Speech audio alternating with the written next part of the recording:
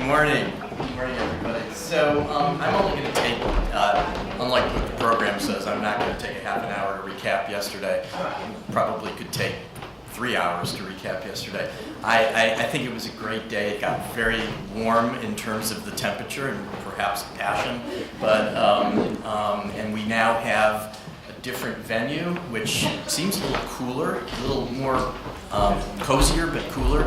And I'm looking forward to all the panels today, and then coming to consensus to wrap up the meeting this afternoon.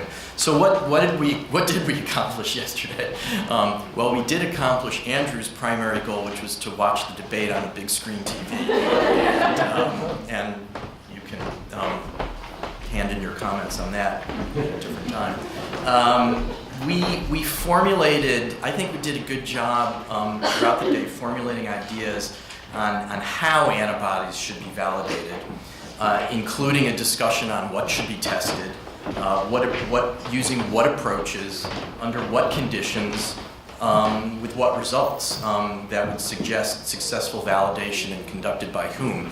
One of the interesting comments that I heard just at breakfast this morning was, and I think we should consider this in the wrap-up and certainly in any kind of document that we generate, is perhaps a more careful consideration of our terms and our definitions of our terms. I think the term validation means certain things to certain people, as opposed to, I don't know, characterization, or maybe there's an even more appropriate term.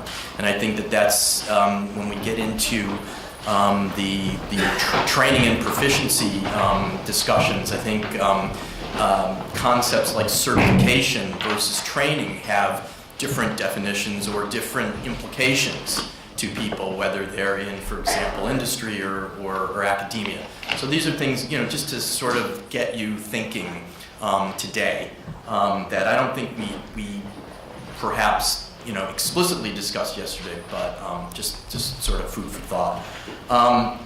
We did seem to come to some consensus yesterday on a couple of I think key issues. One is certainly transparency and on information sharing, and how to enhance that, how to really move towards as much or full transparency as we can on antibody information.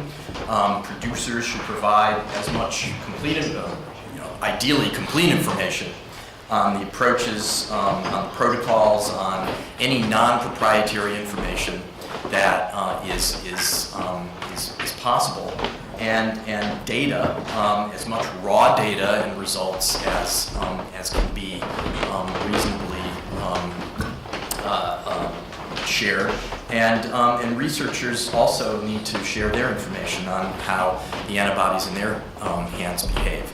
So I think that ideas of how to formalize that kind of thing are going to be really important as we move forward.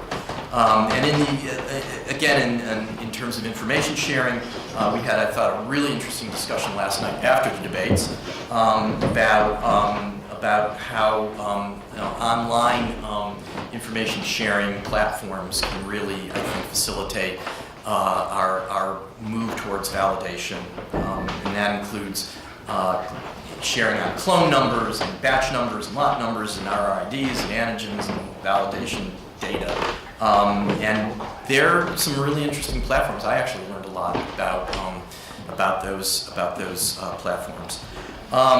In terms of the characterizations of antibodies, obviously this is kind of a no-brainer, and obviously I think it was sort of the #1 voted component: specificity. Right? If we don't have specificity of antibody binding, then we're going nowhere fast. And that seemed to be in our early voting yesterday, and even in the sort of late afternoon voting. Specificity is the most critical characteristic, and obviously we have other criteria that we need to roll up our sleeves on later today. So recommendations for further discussion this afternoon. Josh, I wouldn't leave this out. I think the idea of a rating system is really beginning.